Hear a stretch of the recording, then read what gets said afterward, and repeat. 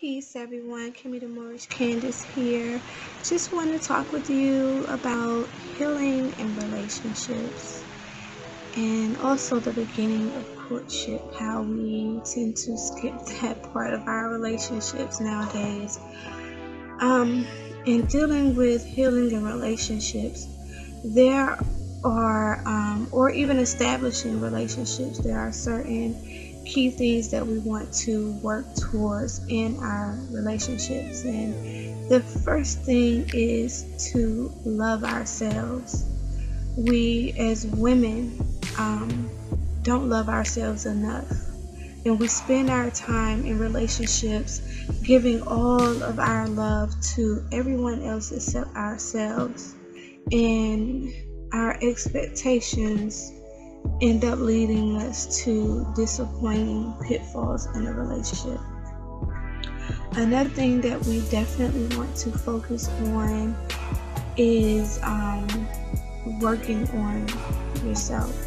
You want to forever work on yourself, whether you be a man or a woman in a relationship. If you're preparing yourself to be a wife or a husband, it's definitely important to say, well, I'm coming into this new relationship,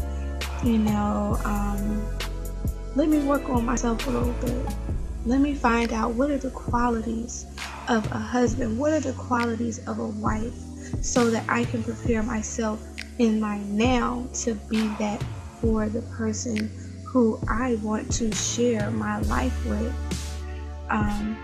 You definitely have to work on that, because if we're trying to work on someone else, that's going to be the ultimate pitfall in a relationship, and you really don't want to start off trying to work on someone else's imperfections without first acknowledging your own imperfections and working on your own imperfections. There might be a clash in a relationship and you don't even realize it's you because you're too busy pointing your finger at the other person. We have to always take account of our own actions and look at ourselves in situations. That also helps to bring out the best in the communication. Well, if you're in an argument and you didn't look at yourself first, then that means that you're being the person that's playing the blame game. And, with that being said, I said we all have to take account of our own actions in the situation. Moving on to actually getting to know a person is so important. You want to start off learning who they are, their traits, their characteristics, or what have you. You definitely want to take into account their energy. How is their energy around you and around other people? If they're like negative all the time, if they complain all the time, you have to ask yourself, well, is that the person that I want to spend the rest of my life with, or trying to get to know? You can definitely feel their energy out to see if that is the person for you. Also, when dealing in a relationship, and this is directly with my sisters because I get a lot of calls from my clients that go through this. If a guy is not giving you his time and energy, he's not necessarily the person that you should be trying to pursue a relationship with. If you can't go to his house, if you're not invited over there, he's not your man. More than likely, he's still living with his baby mom, his wife, somebody he's sleeping with, to where you're not welcome. And if you have to guess about the person that you're inviting into your life and that you're inviting into your room, guess again and just keep it moving, because that person is not for your best interest at heart. I just had to put that out there because I just receive a whole lot of calls about women who allow men to second grade them or devalue who they are. And it goes back to loving yourself. When you love yourself, you don't allow somebody else to validate who you are, but to add value to who you are. Your happiness is something that you create for yourself first. Love is something that you create from yourself first. So if you're not focusing your energy on loving yourself, what do you expect from a person that you just met? You know, a lot of people in relationships want to hop right into bed and go straight to commitment. And some people just need time. And if you're not taking time to just get to know the person, then it would definitely be avoided pitfalls in dealing with a person on that commitment level. If you don't know what their goals are, if they don't have a plan, if they don't have any ambition in life, why would you want them in the first place, be it male or female? That's why it's definitely important to get to know a person. There are relationships where people just move right in with each other, and you'll see a side of a person that you just never seen before. Trust me, I've done it, and it'll be my last. And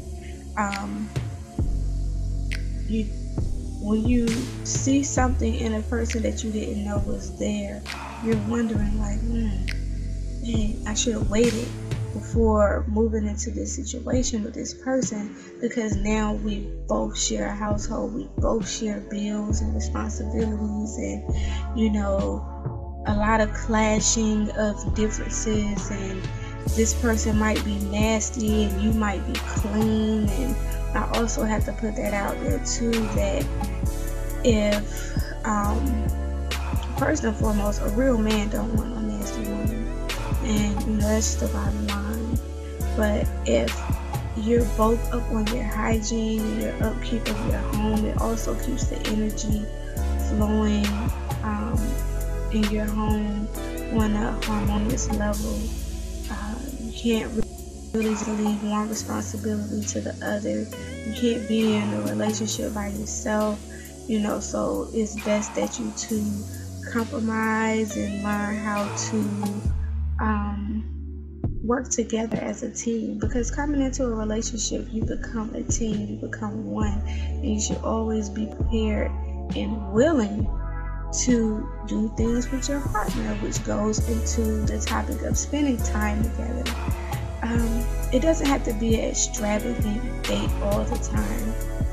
You know, you can splurge every now and then, but you know, it's okay to, you know, plan a lunch at the park where you just lay out a blanket and you two just enjoy nature and enjoy each other's company and things of that nature. Or to go to a movies, or to take a walk in the park, you know, or meditate together, pray together. In my opinion, that's a strong power couple if you're able to share your spirituality with each other. Definitely use that spending time together, whether it be pillow talk or something like that, or just cute little text messages on the phone, or you know, sending each other text messages, sending each other inspiration, you know, speaking life into each other, which goes into my other topic of communication. You definitely want to keep your lines of communication open, so you definitely can be on the same page with one another. A power couple communicates. You know, with each other, like you'll be so connected with your energy, so in love with each other, that you will end up finishing each other's sentences. Is how strong your communication should be. You're supposed to be able to share your innermost thoughts with your partner. The pitfall with communications and relationships is that if you confide in your mate, they're not supposed to take something and throw it back up in your face and, you know, oh, well, I did this for you, or, you know, when you didn't have money, I provide. Like, who wants to hear that? You know, that's a major turnoff. And it's a statement that will leave you by yourself. That's why I'm definitely pounding home that we must speak life into each other, encourage each other. Your man may have lost his job or something like that, and you know, when a man doesn't have his money together, he starts to break down and go into emotional fits. You know, he doesn't feel like a man if he's not being able to care for his home, or to care for himself or the people in his life or his children. A real man would feel some type of way. So the last thing he needs from a woman is to hear how or what he's not doing. And if he's not doing it, then encourage him to do better. If he's lazy, then you don't need him anyway. You know, women, we definitely have power in our vocals. We have the power that is so strong that if you nag, it's gonna run a guy away. If you're a high-pitched tone and you're calling him all out his name and you're dehumanizing an Asiatic brother after he's already been beat down by oppressors and just the cares of the world, when he coming to his home, that's supposed to be his first, I would say his second heaven, because his first heaven is his state of mind. You definitely want to encourage him and inspire him to be great at all times, even when he's not feeling so great. Definitely speak life into him. Going into a lot of healing and working on each other. This is why I study Tantra and practice it as well, because you want to expand your energy. You want to take your female and male energy and charge them together and make them one powerful energy, because there's so much that you can do in a relationship when it comes to healing one another. The study of self would, on just a small level, would be learning pressure points and giving each other hand and foot massages and back rubs and things of that nature. All those things are healing. Taking time to just cuddle with each other and feel each other's divine vibrations can be very healing to each other. If you're not there to help each other, then what are you there for? I definitely am a big advocate of candles and aromatherapy along with these massaging techniques. And your man may be coming home from a long day of work, or just maybe stressed from looking for a job, and you can just sit him down in a nice comfortable chair or on the bed and take that massage oil, turn on some soft music, some meditation music, sounds of the ocean or whatnot, and put him in a relaxing state. And the guys, you can do it for your women as well. She may have been indulged in your children all day, and she just need that mommy. She's had mommy time all day, so she just needs some me time, and she may need you to cater to her and pamper her. And when that's when you're in a relationship and you're working on each other. That's the meaning of working on each other in a relationship, not when a person says, well, you work on me and I work on you, and then you're trying to change this person, vice versa. It doesn't work like that. We definitely are in our own forms, so we can't work on each other's attitudes, we can't work on each other's emotions, each other's thoughts, or anything like that. That's an individual job that we have to work on self for a lifetime. But we definitely have to get back to love, get back to when elders were in relationships for 20, 30 years and 40 years, and they were able to see their grandchildren, and just keep the nation strong, and keep the Asiatic families generating, because we are currently destroying our families through abortions of, oh, I can't deal with him and I'm going to kill my baby. And we have to break away from that. We definitely have to break away from that.